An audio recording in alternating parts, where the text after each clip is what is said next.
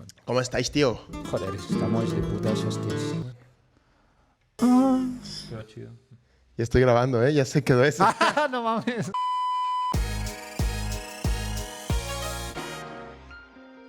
¿Cómo están? Bienvenidos una vez más a Folks. En esta ocasión vamos a platicar de Design Thinking. Vamos a tratar de desmenuzarlo, tratar de entender qué es el Design Thinking, cómo, dónde se aplica. Y para ello, pues, tenemos a un gran invitado, Leo. ¿Cómo estás, Leo? No, o sea, te estoy saludando porque tú vas a presentar Ok. el invitado. ¿Cómo estás, Leo? Yo estoy muy bien. Hoy, el día de hoy estoy muy feliz. Estoy aquí con mi jersey de los Dorados, que, pues, lástima la institución, pero el equipo se valora, ¿no? ¿En quién crees más? ¿En los Dorados o en las Chivas? En Chihuahua FC. Eso. Leo, ¿quién nos acompaña el día de hoy? Tenemos, ha sido muy complicado la gestión y logística con su equipo de trabajo, pero gracias a varios intentos, varias semanas, varios correos, videollamadas, nos lo prestaron. La verdad es de que su promotora se portó muy amable a pesar de todo, pero aquí tenemos al buen Rodrigo Valderrama o Rodrigo Buckethead, ¿o cómo es? Bucket Branch. Bucket Branch, ¿sí es cierto? O sea, tiene varios apodos, pero es el buen Rodrigo. Aquí en Folklore se le conocía como el Warrior. El Warrior. ¿Cómo estás, Warrior? Warrior. ¿Todo bien? ¿Y tú, Nacho? Gracias. Bien, bien, Gracias bien. por la invitación. Un gusto, un honor poderte tener por acá. Gracias. Batallamos. Es que no sabe el público, o sea, realmente dicen, ay, un invitado más, una amiga más, un amigo más. Pero el Warrior realmente es muy importante para la historia de folclore y además para, pues ahora sí que todo el desarrollo de interfaces y todo de Chihuahua, o sea, sí es un histórico. Entonces, obviamente como la gente no lee los libros de historia, no lo van a conocer, pero aquí está el buen Warrior. Warrior, bienvenido. Gracias. Otra vez. Un gustazo. ¿Quieres platicarnos la historia de por qué te decimos el Warrior? Híjole, tuve una mala experiencia ya narrando esta historia y no fue muy placentera, entonces... Lo vamos a dejar para otra ocasión. Sí, podemos dejarla para otra ocasión y creo que solamente puedo decir que fue Germán, director de arte de acá de Folklore, en paz descanse, que me puso ese apodo y pues ya se quedó. El buen Warrior. Te invitamos el día de hoy para platicar sobre Design Thinking, que es un concepto que de pronto mucha gente comenta. Es un concepto muy utilizado en el mundo creativo, en el mundo del diseño, pero pareciera que no todos lo terminamos de entender de la misma forma o no todos tenemos la misma idea sobre lo que significa. Y tú te has dedicado en los últimos años a trabajar alrededor del Design Thinking, a desarrollarte, a crecer en esa industria. Y pues me gustaría así tal cual arrancar con esa pregunta, ¿no? ¿Qué es el Design Thinking? ¿Qué es el Design Thinking? Yo creo que para responder antes que es Design Thinking me gustaría irme un poco antes en cuanto a definir lo que es Agile, o en español se le conoce como metodologías ágiles.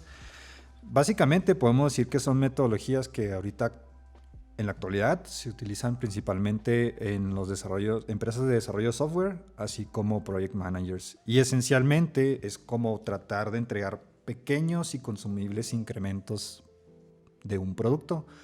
Puede ser físico, puede ser digital. Actualmente, evidentemente, es más el tema digital. ¿Y a qué me refiero con los pequeños y consumibles incrementos?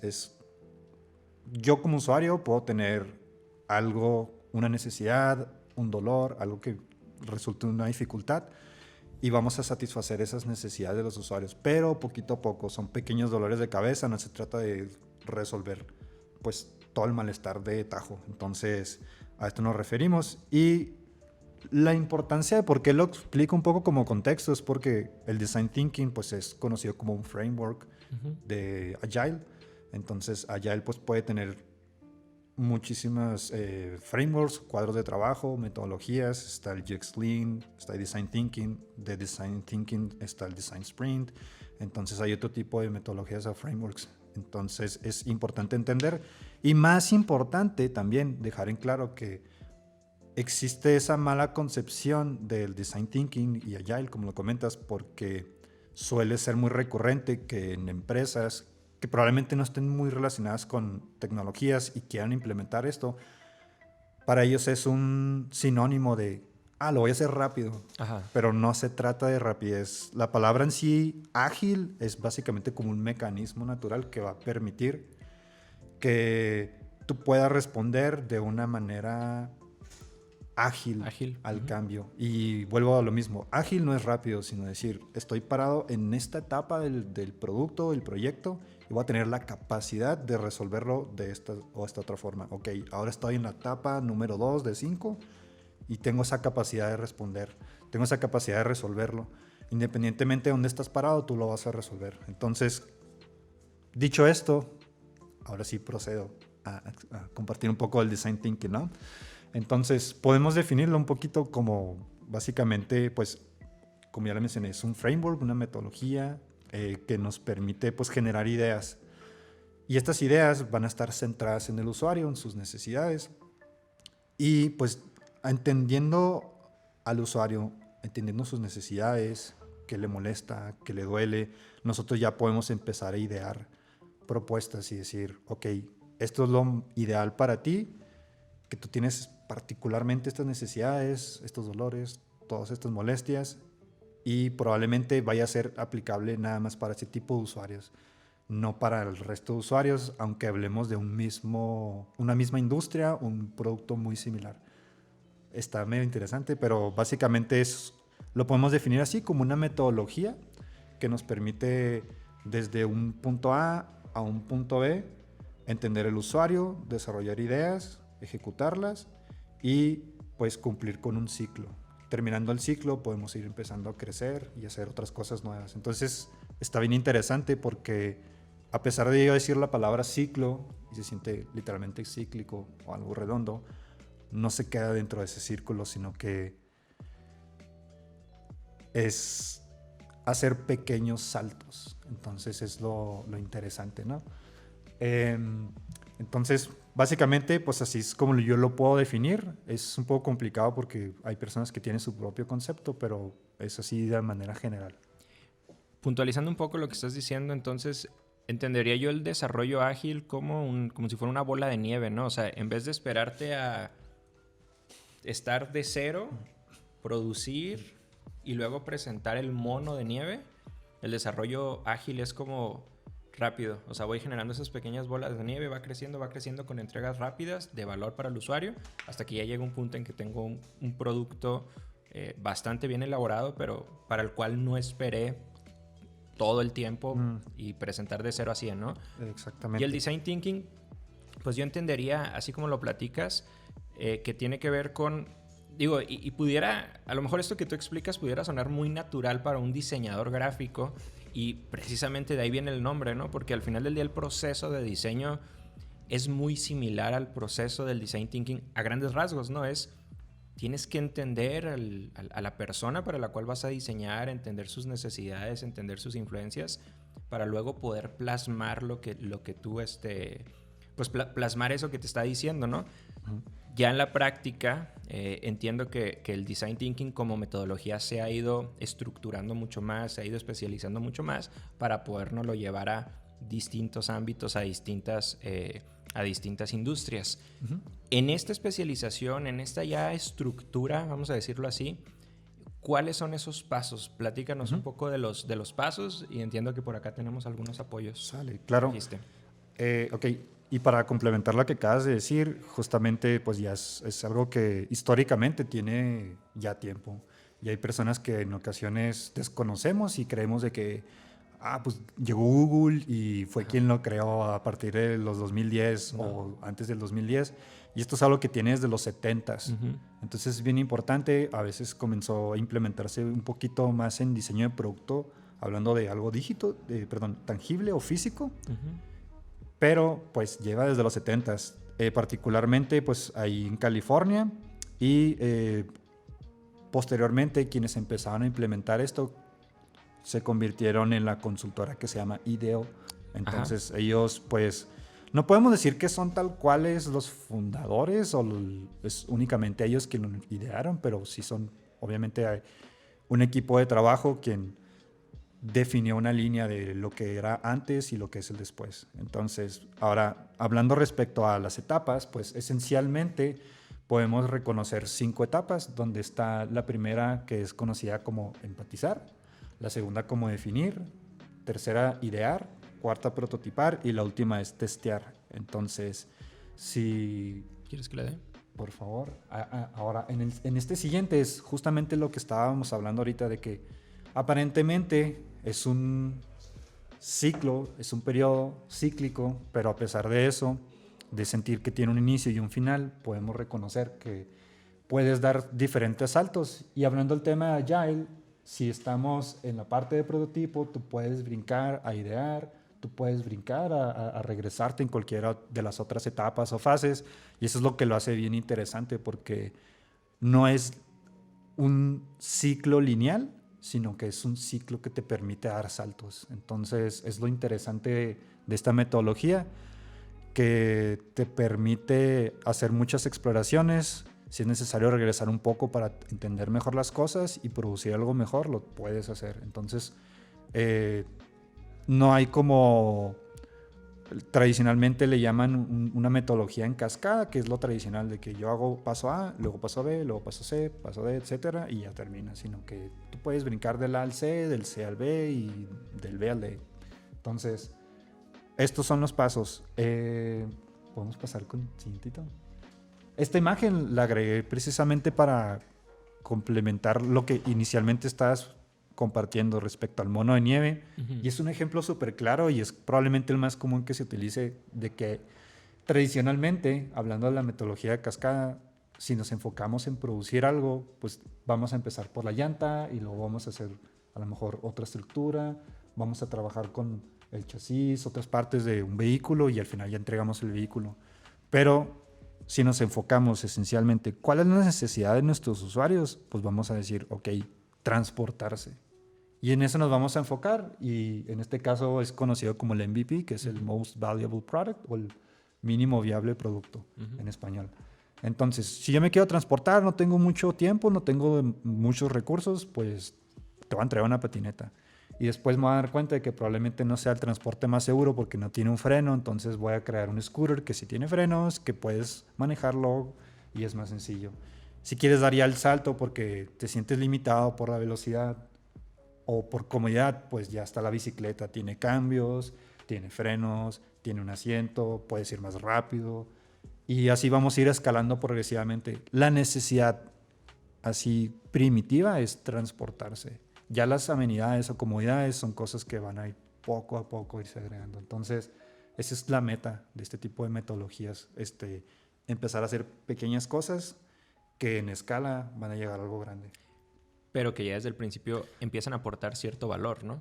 Exactamente. Entonces... ¿Esto tiene que ver con las herramientas? ¿O? Eso tiene que ver con herramientas. Okay. Si nos regresamos rápidamente para complementar lo de los pasos, me gustaría así brevemente explicar de qué trata cada una, porque pues qué chiste nada más llegar y decir, estos son los pasos, y probablemente pues quienes vayan a estar viendo esto van a tener esas dudas, ¿no? Entonces, el primer paso pues es empatizar. Y empatizar es a lo que estamos hablando de, hay que investigar, hay que entender, hay que tratar de tener ese contacto, ese primer contacto con nuestros usuarios. Vas a diseñar un producto de venta de, no sé, un delivery de comida, ok, hay que llegar con esas personas. Entonces tenemos que tener ese entendimiento para realmente reconocer cuáles son sus necesidades, qué es lo que le molesta, con qué se sienten felices. Entonces vamos a tener esa comunicación. Terminando este paso, sigue el paso de definir. Y aquí podemos decir que ya es donde empezamos a indicar esas necesidades y problemas de los usuarios. Ya vamos a reconocer de una manera un poquito más tangible de 10 usuarios, 50 usuarios que estuvimos teniendo ese acercamiento, ya ahí podemos reconocer que tienen estos detalles, que tienen estos problemas, etc. Entonces, esencialmente, podemos decir que es cuando ya empezamos a plantear un problema. Y es medio interesante porque este proceso,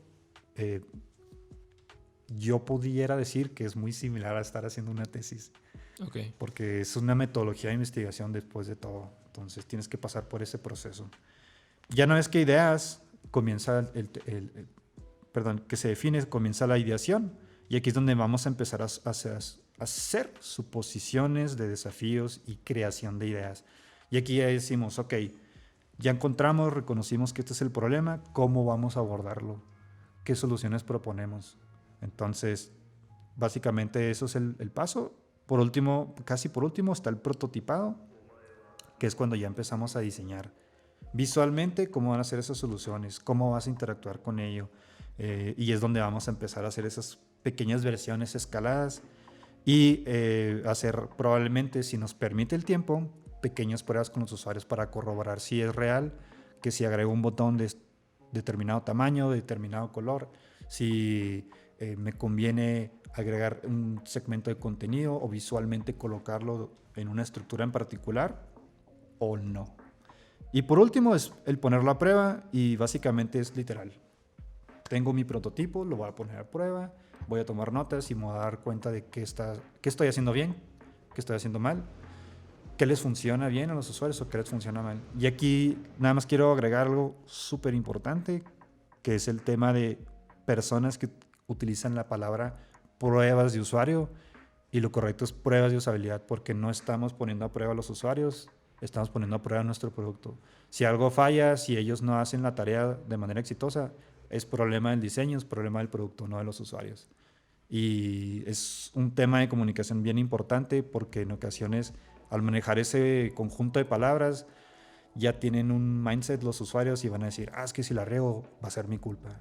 Y no se trata de eso, ¿no? Entonces, aquí son los pasos. Ya conocimos un poco más del design thinking. ¿Qué te parece? En pocas palabras, nos acaba de decir que cuando le decimos a alguien que tú no eres el target, somos unos tontos, ¿verdad? Sí. Los que estamos mal somos nosotros, no el target. Pero también las personas que dicen target en lugar de target. Uf, saludos a Turris. Esos son los peores. Red Oye, flag. yo agregaría dos cosas, Chispas. dos comentarios a partir de lo que estás diciendo. ¿Tú también dices eso, Warrior? No. Tú sí. No, yo digo bien. ¿Tú qué dices? ¿Prueba de Target. usuario o de usabilidad? Pruebas de usabilidad. ¿O target o target? Target. Es ¿Has target, güey. ¿Has hecho pruebas No, de man. usuario? Fallé, perdón. Oye, dos cosas, dos comentarios. Dos anotaciones, pues. La primera que tiene que ver con las pruebas, con esta última etapa de un proceso de diseño, de un proceso de design thinking. Es bien importante medir, es bien importante probar, es bien importante obtener ese feedback, esa retroalimentación, porque justo esas pruebas pueden ser una enorme diferencia o pueden ser justo como ese punto de definición entre si un producto va a ser o no va a ser exitoso, ¿no? Muchas veces creemos, confiamos ciegamente en lo que traemos en la cabeza, en nuestra visión, y por esa soberbia de no probar, de no ir escalando, pasa de pronto que podemos echar a la basura una buena idea, que a lo mejor en la configuración inicial pues no necesariamente es todavía exitosa, pero que necesita esta serie de pruebas, esta serie de testeos para irla adecuando.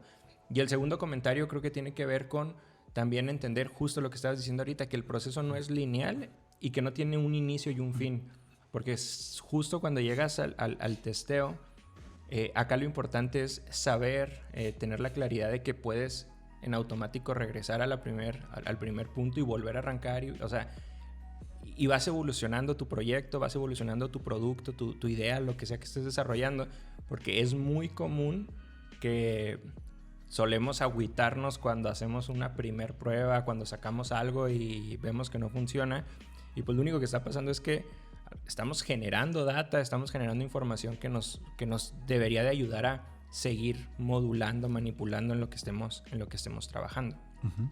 Ahora, ¿qué tan importante es este proceso, aplicar este tipo de procesos en el desarrollo de productos? Y me gustaría agregar ahí una pregunta, perdón, a tu equipo. ¿Cómo ves el mercado mexicano? O sea, ¿cómo ves la industria mexicana en este tipo de metodologías? O sea, ¿qué tanto las aplicamos o no las aplicamos? Porque pareciera de pronto que los que estamos en la industria somos, o sea, hablamos mucho de tecnicismos y hablamos mucho de metodologías, uh-huh, pero en la práctica no las aplicamos, no las utilizamos, y eso pues nos regresa al inicio, ¿no? Ajá. Ok. Perdón ¿Qué por tan agregar una pregunta. Sí, no te preocupes, todo bien.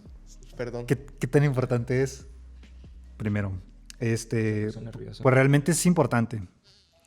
Y la importancia, pues realmente nosotros se la vamos a dar. Si queremos que nuestro producto tenga más impacto, si queremos que tenga los resultados esperados. Entonces, está bien interesante porque este tipo de metodologías ya se están implementando en diferentes giros o industrias. Inicialmente estaban temas de diseños, pero ya se está implementando algunas pequeñas variaciones en otro tipo de roles. Y esto nos conlleva a ya empezar a hablar de business design, de empezar a hablar de algunos otros temas como lo que puede ser customer experience, ya estar hablando de diseño de productos físicos o incluso hablando de yo tengo una empresa, quiero implementar algún tipo de metodología que permita que mi manera de trabajar sea más ágil, sea más funcional. Hablamos de a lo mejor carpinterías, estamos hablando de escuelas, estamos hablando de ya lo que sea. Y eso lo vemos en qué tan importante es, pues estamos dándonos cuenta de que este tipo de metodologías de trabajo permite generar más ideas de una manera más acelerada. Entonces, nosotros estamos como si fuera la revolución industrial en su época, que empezó a cambiar cómo funcionaban las cosas. Nosotros lo estamos haciendo también, hablando de una manera operativa, quizá. Entonces, realmente beneficia muchísimo porque, como comentas, ya nos estamos dando cuenta de cuáles son las fallas al momento de estar trabajando en un desarrollo de un producto. Probablemente fue algún tema de accesibilidad, probablemente fue un tema porque no estaban tomando en cuenta ciertos colores, quizá fueron algunas malas prácticas en cuanto a código, en cuanto a diseño, UI. Entonces, todo eso lo vamos a ir descubriendo a través de este proceso. Probablemente nos damos cuenta de que ni siquiera nos estamos dirigiendo al nicho de mercado que nosotros creíamos. Claro. Entonces, tenemos que entenderlo mejor. Y también tiene que ver con lo que compartías, de que a veces nosotros asumimos que es el error más grande, que somos el usuario, o es que a mí me gustan las patinetas y pues yo soy el usuario final y es por eso que pues yo tomo en cuenta esto, a mí me gustaría esto y empezamos a agregarlo en el diseño. Diseñas para ti. Diseñamos para nosotros, entonces no tomamos en cuenta eso de que no, a pesar de que pueda ser una pequeña posibilidad de que nosotros seamos ese usuario final, no lo somos.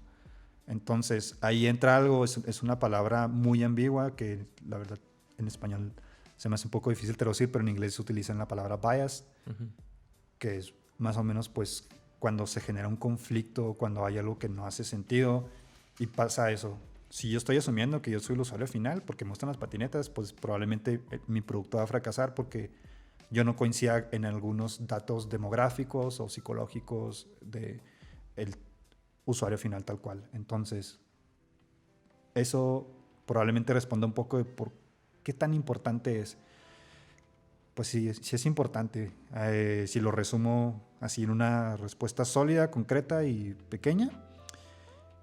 Y la segunda pregunta, necesito que me la vuelvas a repetir. Lo sacamos de su guía. No te creas.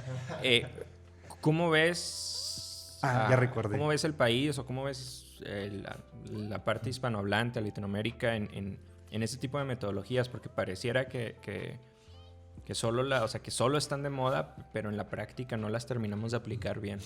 Sí, pues sinceramente estamos en una etapa que todavía está en crecimiento. Muy temprano. Ya no diría que tan temprana porque ya estamos teniendo más acceso todos. Entonces, yo me he encontrado con estudiantes principalmente de diseño industrial quienes ya siguen este tipo de metodologías o metodologías de diseño centrado en el usuario que a fin de cuentas siguen un poco los mismos fundamentos. Entonces, en ciertas carreras ya están tomando la importancia de, ok, te vamos a enseñar Scrum, te vamos a enseñar Design Thinking, Design Sprint, cualquiera de esas metodologías. Entonces, ya está teniendo un impacto y ellos, a lo mejor hablando del plan educativo, las instituciones se están dando cuenta de que es importante, ¿no? Que es un big deal y que se tiene que tomar en cuenta. Entonces, ahí también existe esa línea muy delgada de lo que mencioné, de que personas que piensan que ágil es rápido y lo quiero meter en mi empresa y quiero hacer que trabajen más rápido, que metan las cosas más rápido y por consecuencia me hago más rico. Y quieren sobreexplotar a los trabajadores, entonces tampoco va por ahí. Ese es un súper foco rojo. Personas que estén emprendiendo, personas que tengan su negocio ya, personas que estén trabajando con esta metodología, que apenas la estén implementando, tomen en cuenta eso. Es un foco rojo pensar que ágil es rápido y que puedo yo sacarle más provecho a mis trabajadores por eso. Entonces, no se trata de eso.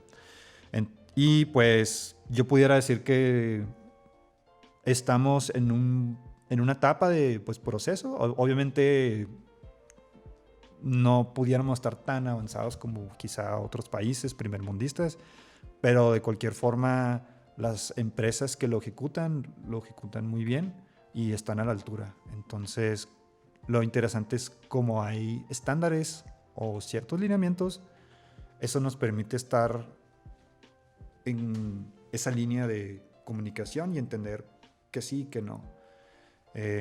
Pues solamente es eso. Creo que como tip es, si alguno de ustedes está comenzando en este ámbito de metodologías ágiles, probablemente yo pudiera recomendar que encuentren a un tutor, a una persona que ya cruza ese camino, porque siempre pasa que al principio no entiendes de qué se trata, sucede que no sabes qué hacer primero, qué hacer después, si estás acostumbrado a trabajar de una manera como una metodología de cascada o lineal, tú crees que es así, pero no lo es. Entonces toma un tiempo de adaptación y tener ese acompañamiento de un tutor, de un guía, te facilita el camino. Entonces esa es mi recomendación, un pro tip. Y pues nada. Ahorita si quieres al final estaría interesante que nos des algunas fuentes, algunos recursos, algunas recomendaciones para todos aquellos que quieran entrar un poco más a estos temas. Va. Herramientas. ¿Qué herramientas recomiendas tú para implementar, para trabajar, para aprender sobre Design Thinking? Súper. Muy buena pregunta. Gracias. Herramientas hay muchas. Y realmente te va a sorprender tanto que hay un Excel. Está abierto a las personas. Y hay una herramienta que constantemente se está alimentando. Y hasta el momento hay como 3,800 herramientas que puedes utilizar. Entonces, para cualquiera de estas etapas. Entonces, demasiado. Decía, nomás ahí, decía el buen Aldo Aguirre, saludos Aldo, que muchas veces como lo que sea que seamos o a lo que sea que nos dediquemos, caemos en el error de pasar más tiempo buscando la herramienta perfecta que haciendo, ¿no? Que muchas veces la herramienta no debería ser lo más importante, sino el hecho de que empieces a ejecutar, a hacer, porque incluso, no estoy hablando propiamente de Design Thinking, ¿no? Pero podrías iniciar con un blog de notas, ¿no? O sea, realmente el tema es hacer y no necesariamente querer tener la herramienta perfecta. Sí, yo creo que la pregunta clave es preguntarse a sí mismos qué quiero hacer, qué espero hacer, cuál es mi objetivo. Y ya teniendo esas preguntas, nosotros ya podemos decir, ok, necesito tomar apuntes y ya. Sí. Blog de notas. Y es gratis, ¿no? Entonces, ahí está la respuesta.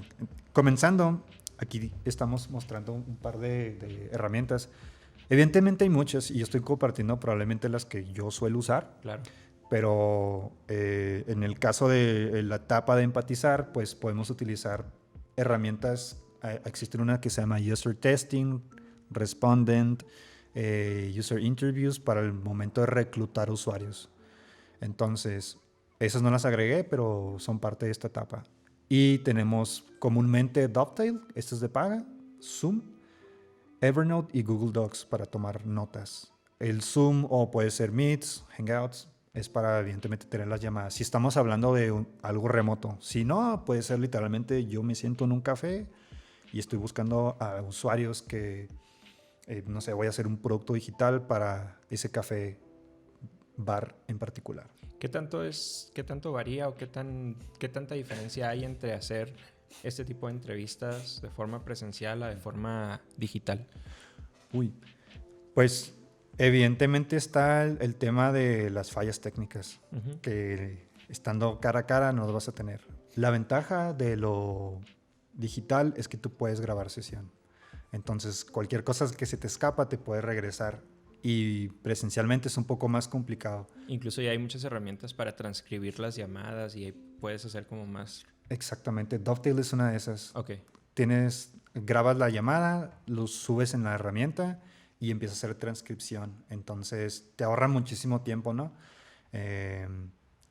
Claro, es tecnología, de repente pones palabras mal escritas, pero pues no pasa nada de que la corrijas, ¿no? Claro. Y vas alimentando esa inteligencia artificial para posteriormente tú asignar palabras clave que vas a usar y las detecta y después ya las pone bien. Entonces, estas son las herramientas, pues esencialmente en esta primera etapa es entender a los usuarios, qué es lo que necesitan y mucho de esto es tomar notas. Qué están haciendo, qué gestos están teniendo, si utilizaron algún quote, una frase en particular para referirse a algo, todo es anotar. Incluso si hablamos de lo físico, podemos utilizar post-its. Claro. Y un marcador, una pluma y con eso es suficiente. Hablando de Design Thinking, una de las partes, y lo has mencionado ya en repetidas ocasiones, más importante, pues es obviamente la interacción con el usuario, ¿no? Las pruebas de usuario. No te creas, de usabilidad. No te creas.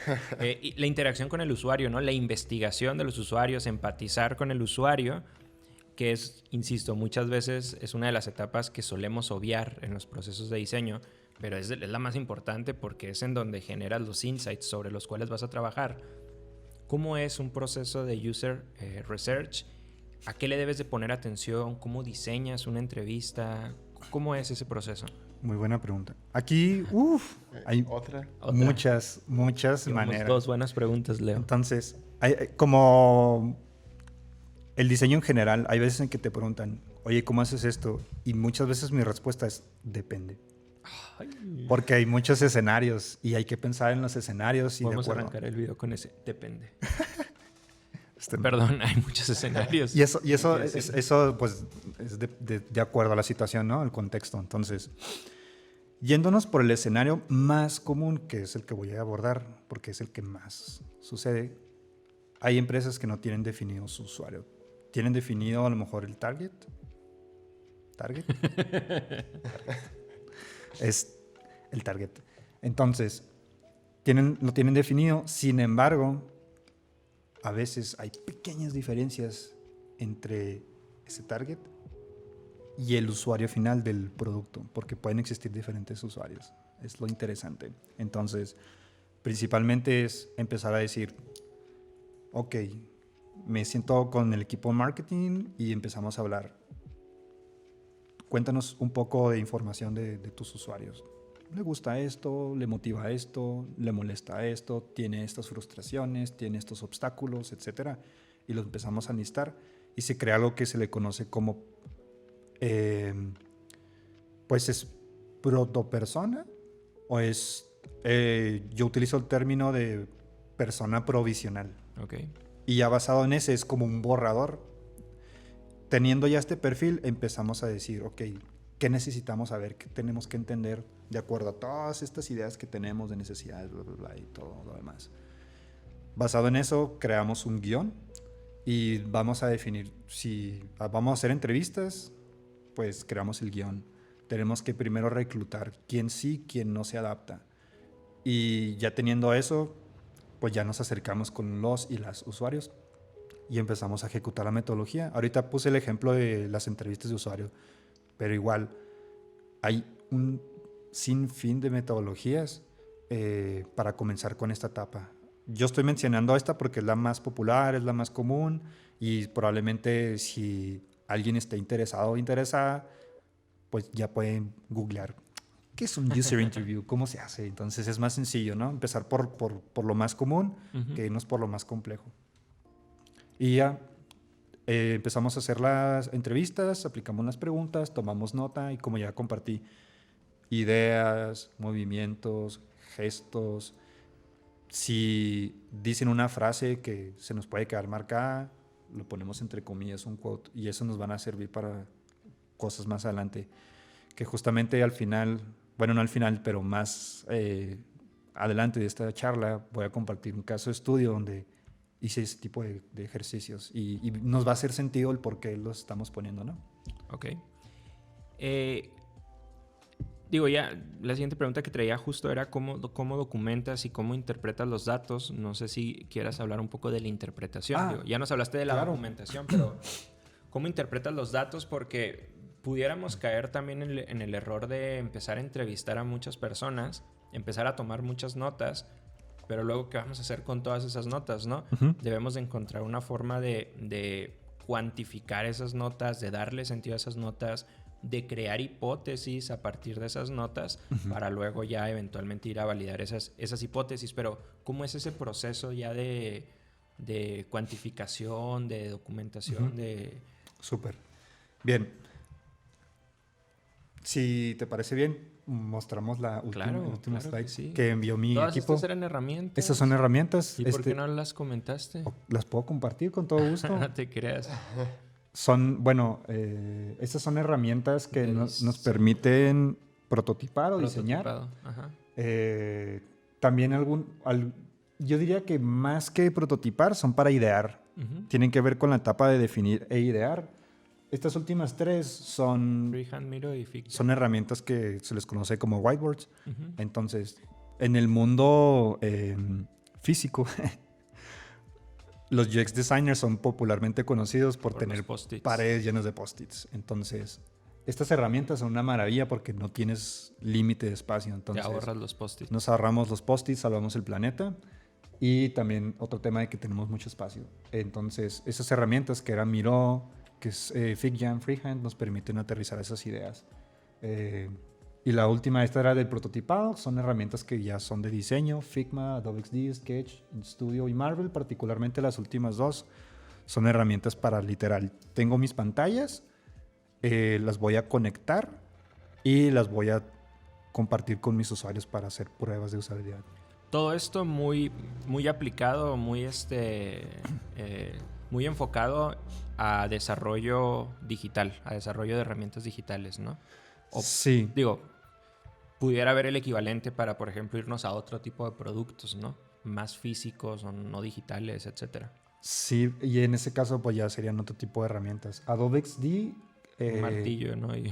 Está bien interesante porque dentro de su toolkit te ofrece prototipo, uh-huh, con el Voice User Interface. Entonces tú puedes, a través del diseño, decir cuando el usuario diga esta palabra, se activa este comando. Entonces lo vas conectando con pantallas y tú puedes simular una Alexa, puedes simular otra cosa y ahí lo vas a prototipar. Entonces está bien interesante, particularmente Adobe XD, porque el resto de los softwares aún no lo tiene. Probablemente con la adquisición de Adobe, que Adobe hizo de Figma, uh-huh, se va a implementar, esperemos si sí. Y pues nada. ¿Sabes cuándo se inventó Adobe XD? Leo tiene la respuesta. Creo que el 2011 o algo así. Es como una trivia. Sí, más o menos. Más o menos. Sí, fue de esos proyectos que tumbaron como 6 años, güey. Pero yo me acuerdo que me enseñaron Adobe XD en el 2011, 12. Pero nadie daba dos sí, pesos no, y por es que le da Adobe XD. Y fue porque le daba hueva al profe, porque era de ingeniero, güey. Y le daba hueva enseñarnos bien programación. Vio que Adobe sacó XD para diseñar páginas de forma más gráfica, porque uh-huh, Dreamweaver, a pesar de que es muy gráfico, seguía teniendo la necesidad de usar mucho código para ciertas cosas. Entonces este señor, que ni me acuerdo de su rostro, de su nombre, nos dio como 3 clases, nos dijo, instalen esta cosa y con lo que sepan de diseño hagan una página. Pero la neta, nunca me imaginé que creciera tanto. De hecho era de otro color, el XD era como verde. Yo creo que como dormido, ¿no? Y se dieron cuenta después que lo podían revivir. Ahí está, pues es que se adelantaron a su tío. De seguro hasta corrieron al güey que lo desarrolló, güey. No vivían en su época. Era un vato que no vivía en su época. Hay unas herramientas que no agregué, pero son de no code. Entonces también pues pueden funcionar para hacer otro tipo de sería como una etapa siguiente a esta, ¿no?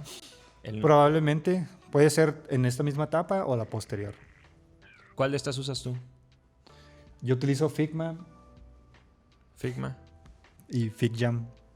con eso puedo hacer muchas cosas. De las anteriores, Zoom, Evernote, y estas son precisamente para el tema de las pruebas de usabilidad. Ok. Optimal Workshop, User Testing son herramientas que están asignadas a tú ya tienes el prototipo, lo subes aquí, lo montas aquí, aquí tú mismo reclutas usuarios y los ponen a prueba de manera remota. Y lo interesante es que tiene herramientas complementarias que utilizan como lectores de calor, los heatmaps, en donde ellos detectan en qué parte dieron más clic, en qué lugar dejaron más tiempo su mouse.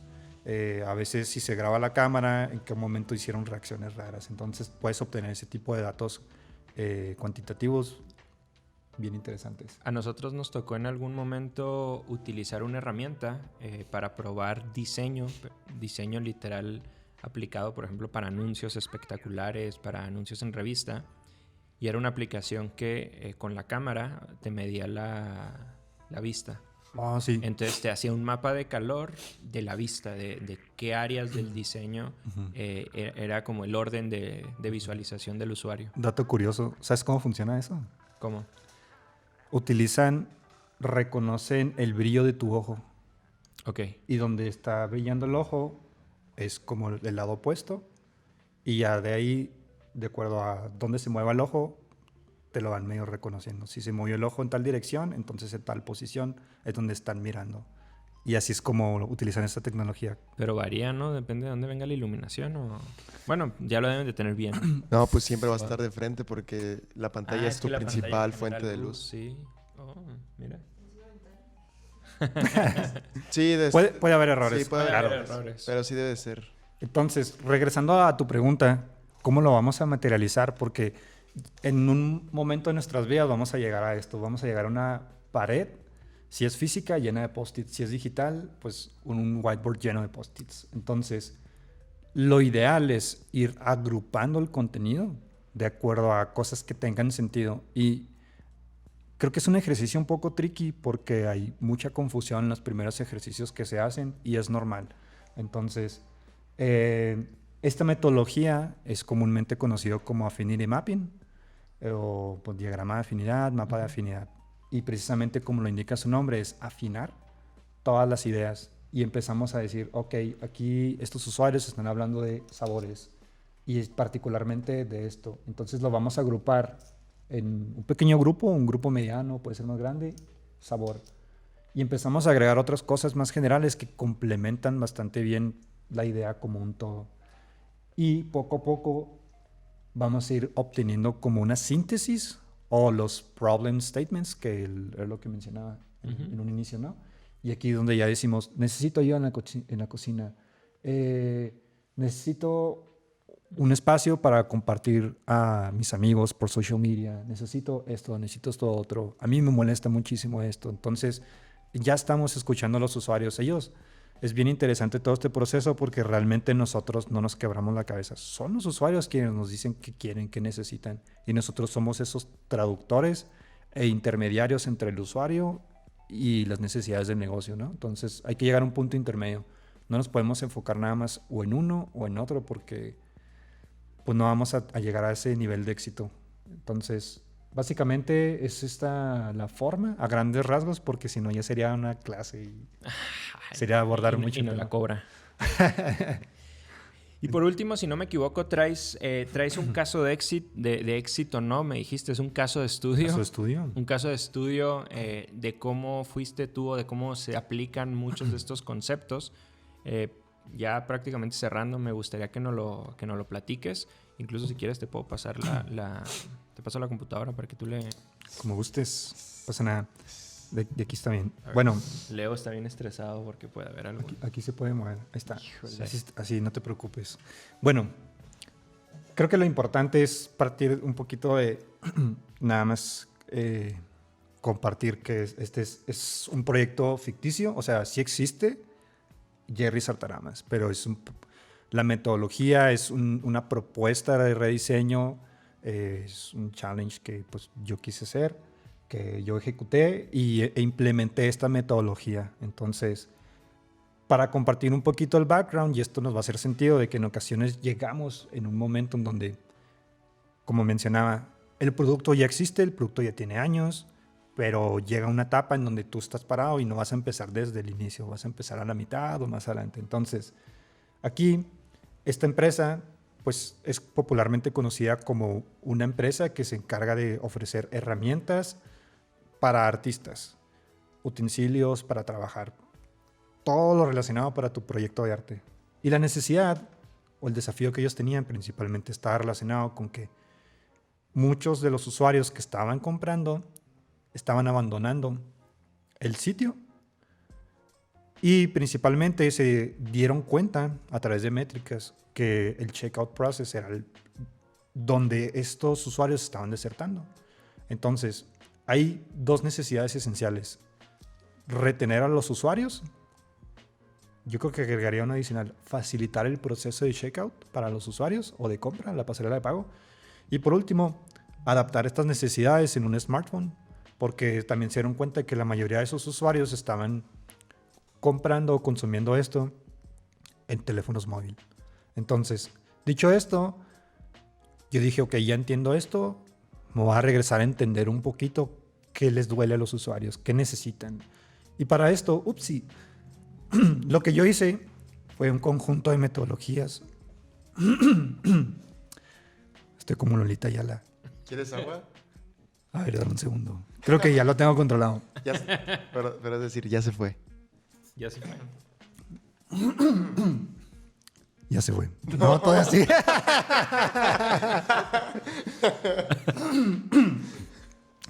Lo siento. Listo, ya se fue. Lo que yo utilicé fue implementar dos metodologías. Las entrevistas con usuarios y pruebas de usabilidad. Yo aquí me acerqué con 5 usuarios y tuve diferentes descubrimientos, ¿no? Problemas en cuanto a cómo ingresar sesión, problemas en cuanto al flujo de agregar productos al carrito, problemas en cuanto a, evidentemente, el checkout process, que era larguísimo. Entonces, ¿yo qué hice de esto? Tomé notas, tomé observaciones, en las videollamadas me di cuenta de qué les molestaba más.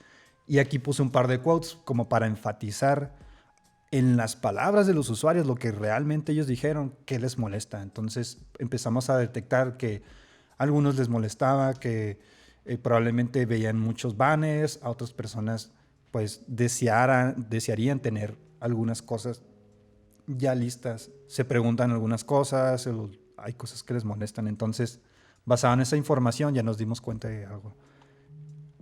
De estas pruebas, yo lo que me enfoqué hablando de métricas, fue qué tanto tiempo les tomaba hacer cada una de estas tareas.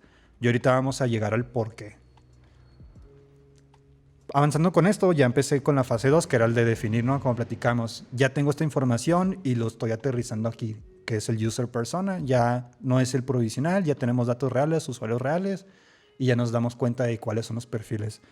A grandes rasgos, un usuario que es un artista profesional, conoce las herramientas, conoce las marcas, sabe lo que quiere las cosas de una manera sencilla. Y otra persona que puede ser que por hobby le interese utilizar este tipo de plataformas para comprar sus utensilios, pero ellos ya se dedican a otra cosa y probablemente sean amateurs. Entonces, tenemos ya estos dos perfiles y empezamos a idear, empezamos a utilizar metodologías como para resolver sus inquietudes, sus problemas.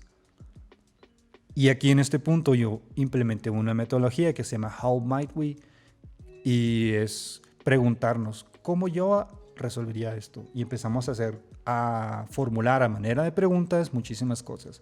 ¿Cómo yo puedo ordenar las categorías? ¿Cómo yo puedo hacer que sean más fáciles las compras para los usuarios? ¿Cómo puedo hacer que tengan reviews visualmente más placenteras, más fáciles de entender, más legibles, etcétera?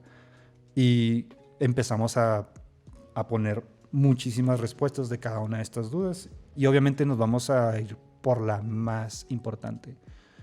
Para mí, pues me di cuenta que también el flujo tenía detalles, lo empecé a simplificar, lo aterricé a través de este diagrama y ahora sí fue cuando ya dije, ok, tengo toda esta información, estoy preparado, vamos a ver qué pasa. Y empecé el prototipo, ¿no? La implementación. Y aquí es donde ya empecé a aterrizar ese tipo de detalles, donde yo quería facilitarle a los usuarios cómo pueden comprar. Este botón está fijo en la parte de abajo mientras hacen scroll. Y adicionalmente me empecé a fundamentar de otras teorías o leyes de UX y empecé a compartir y justificar mejor, ¿no? Tomé la decisión de hacer este UI con esta estructura basado en esta ley.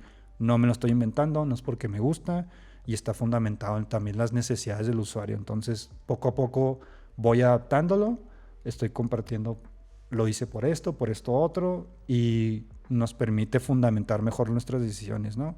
Eso hace que también sea más efectivo, sea más funcional, porque estamos basados en estas teorías de UX que son leyes de psicología que ya están fundamentadas. Unas vienen desde los 70s también, otras de los 80s, y pues son fundamentos, ¿no? Por último, otra vez, dije, voy a volver a hacer pruebas para hacer esa comparación y darme cuenta que también iba. Y pues, obviamente no todo va a ir bien. Van a seguir habiendo áreas de oportunidad. En este caso querían compartir en social media, querían agregar lista de favoritos, ponerle un nombre personalizado, etcétera. Pero hay otras cosas que mejoran. Entonces, nosotros tomamos nota de qué sí les gustó, qué cosas desearían tener y probablemente ahí es donde entra ese proceso cíclico de vamos a regresarnos y vamos a agregar esto que nos pidieron, ¿no? Claro. Y el tema del tiempo tiene mucho sentido por lo siguiente, porque nos dimos cuenta que el tiempo promedio de hacer una tarea se estaba recortando de 3 minutos 43 a 1 minuto 10, de casi 5 minutos a 53 segundos. Entonces, estos datos representan algo que genera un impacto muy grande y probablemente haya personas que incluso dentro del mundo del negocio no lo entiendan. Pero eso se traduce a una mayor retención, mayor cantidad de compra. Igual, a lo mejor aunque sea un 5%, van a ser muchísimos pesos, muchísimos dólares dentro de tu negocio. Y la magia de ahorrar tiempo, pues es el facilitarle el día a día a los usuarios.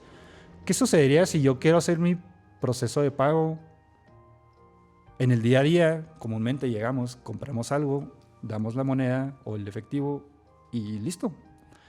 Pero imaginemos en el mundo real que nosotros tengamos o queramos esperar o hacer esperar al usuario muchas cosas y o yo, no sé, quizá Leo está vendiéndome algo y le digo, oye Leo, ¿cuánto cuesta tu café? 5 pesos. Y llego yo y le entrego la moneda. Y me quedo, ¿no? Esperando. Y espero que pase un minuto y luego, me da mi cambio, gracias. Está raro, ¿no? Sí. Entonces lo que queremos es que sea lo más cerca a la realidad posible. Y de eso se trata, facilitarle al usuario lo más posible todo. Y bueno, yo tuve algunos aprendizajes, como mencioné, no todo es bonito, no todo es color rosa. Y esto no es algo malo. De los errores siempre aprendemos el doble y es algo que nos interesa mucho. Y es por eso que este tipo de metodologías, al entender nuestros errores, nos permite acelerarnos, nos permite hacer las cosas más rápido y mejor. Entonces yo aprendí que los usuarios les molestaban los banners, yo aprendí que los usuarios se ahorran muchísimo tiempo al tener todo en un mismo lado. Si ellos quieren entender de un producto, si ellos tienen ahí comentarios, reviews, fotos, videos de cómo funciona, les está ahorrando tiempo porque ya no tienen que buscar en YouTube, ya no tienen que buscar en otros lados cómo funciona el producto. Si es un micrófono, cómo suena, cómo graba, cuáles son las especificaciones. Todo si lo tienes en el mismo lugar, pues le estás facilitando la chamba. Entonces, hay otro tipo de findings que tuve, pero pues eso es lo importante. Y probablemente al final también es que sigue, porque no nos vamos a quedar de, tengo esta información y pues ya, ok. Es la iteración. ¿Qué voy a hacer en la siguiente ronda? ¿Qué voy a hacer en la siguiente vuelta? Voy a hacer probablemente no todas las tareas, probablemente una o dos, y ya después agregamos las otras después. Si hay nuevos descubrimientos, probablemente la lista se va a extender y vamos a agregar nuevas cosas. Entonces, pues por ahí va el etapa o el proceso cíclico. Y esencialmente, pues este sería un buen ejemplo, ¿no? De cómo se puede implementar, para qué funciona y el impacto que puede tener aplicar estas metodologías. Yo digo, voy a sonar muy redundante o muy obvio con lo que voy a decir, pero creo que vale la pena decirlo. Muy importante acá como creativos, dentro de la industria del diseño, dentro de la industria del desarrollo, dejar claro que el usuario no es el cliente, obviamente, ¿no? Porque lo normal en este tipo de procesos es que tú te entrevistas, a ti te contratan como freelance, te contratan como despacho, como desarrollador. ¿Qué haces? Te entrevistas con el cliente te dice lo que cree que necesita, lo que cree que quiere, y tú le haces caso al cliente, ¿no? Y le entregas un proyecto prácticamente centrado en lo que el cliente te pidió, ¿no?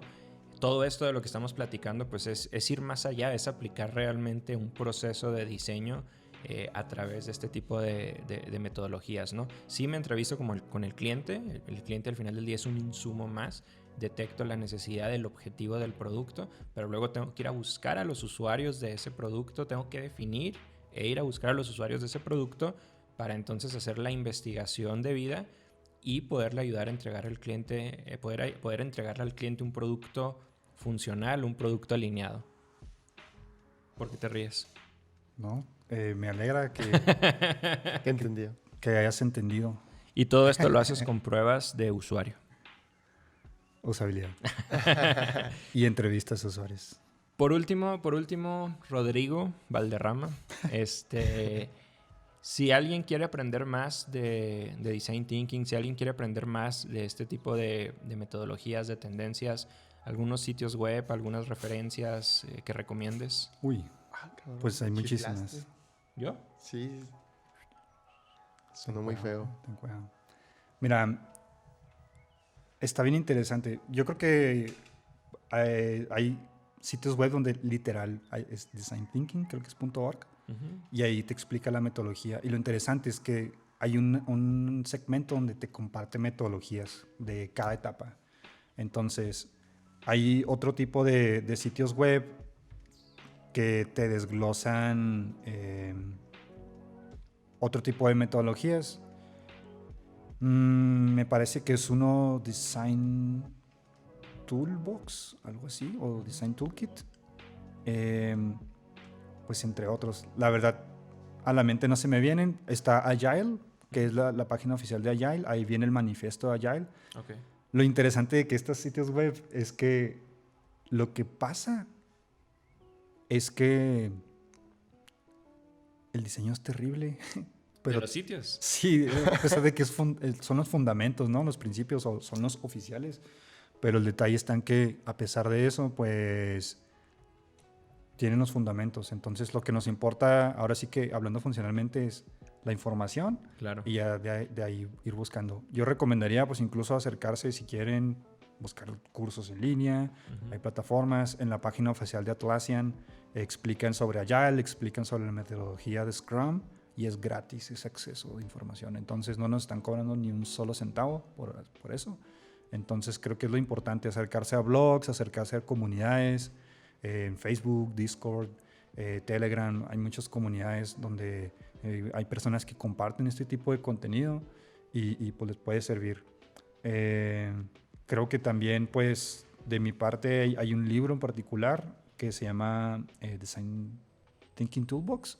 Es un libro negro, vienen muchísimos ejercicios y metodologías y eso les puede servir también para reconocer varios ejemplos de cada una de las etapas y qué puedo hacer de acuerdo a las necesidades del proyecto en el que estoy. Entonces, es bien bonito la variedad de cosas que tú puedes hacer porque, como ya mencioné, no se queda solamente en diseñar una app, no se queda nada más en diseñar un sitio web.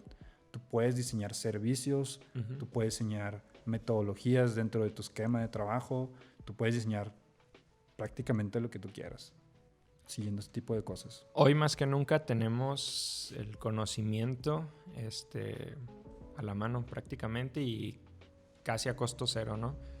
Hoy más que nunca es fácil aprender algún tema, es fácil meterse a alguna industria. Leo, te toca despedir porque hoy casi no... Sí, no, es que cuando empezó a hablar Warrior dije, es de estos episodios donde no voy a tener nada que decir.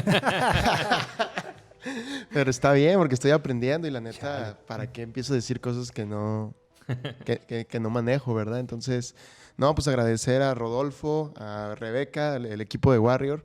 Muchas gracias por la entrevista. La verdad es de que se rifaron con el espacio, el tiempo. Por ahí vamos a poner su correo si quieren contratarlo por una conferencia magna, para algún tipo de entrevista. Fue lo que le faltó decir, que si necesitan también apoyo en estas cuestiones del diseño y quieren pagar, porque dio muchos recursos gratis, pero si quieren pagar, está el Warrior que les puede dar una asesoría, una consultoría y sobre todo agradecerte. Muchas gracias. Ya sabes, aquí Folklore es tu casa. Puedes venir y grafitear lo que quieras. Lo que quieras, aquí es tu casa. Muchas gracias. Pues sí, yo lo sé. Estoy siempre bienvenido cuando vengo. Me gusta mucho tu chamarra. Gracias. Tengo un parchecito aquí, miren. De Folklore. Y también otro que soy user friendly. Súper importante. Claro que sí. Pues muchas gracias, Warrior, Rodrigo, Leo, muchas gracias. Didi, allá también atrás de cámaras. Saludos a Sergio también, que va a editar esto. Saludos a Sergio. Y a Fer, aunque no vaya a escuchar esta parte del video porque nunca los ve, pero saludos a Fer también. Sí, se fijan que... ¿puedo decirle algo a Fer entonces? Sí, no claro. Lo va a ver. No lo va a ver. Ok. Gracias por no venir, Fer. Gracias por no verlo, Fer.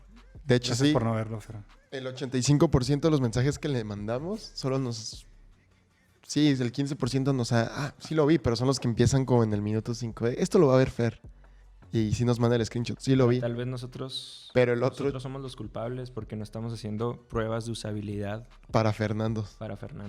Estamos pensando que las pruebas son de usuario con Fernando. Y no, sí, somos a lo mejor nosotros los que estamos mal. Puede ser. Pueden descubrirlo. Él lo ha dicho. Es que él lo ha dicho en repetidas veces de que él no es usuario de podcast. Uh-huh. De que él prefiere ver a streamers y cosas así que no le dejen nada. Pero pues cada quien. Cada quien. No te creas. Muchas gracias, Rodrigo, Warrior, Leo, Didi. Perdón, Didi, tú eres streamer, no te refería a ti, Momento incómodo. Se me quedó viendo bien feo. Pero cada quien, es que él es usuario de otra cosa. Perdón. Saludos a todos los streamers. A todos los streamers. De Chihuahua y del mundo. Pues muchas gracias por habernos acompañado en esta edición de Folks y nos vemos el próximo martes. Bye. ¿Puedes despedirte como español? Muchas gracias, tíos. Nos veremos en la próxima ocasión.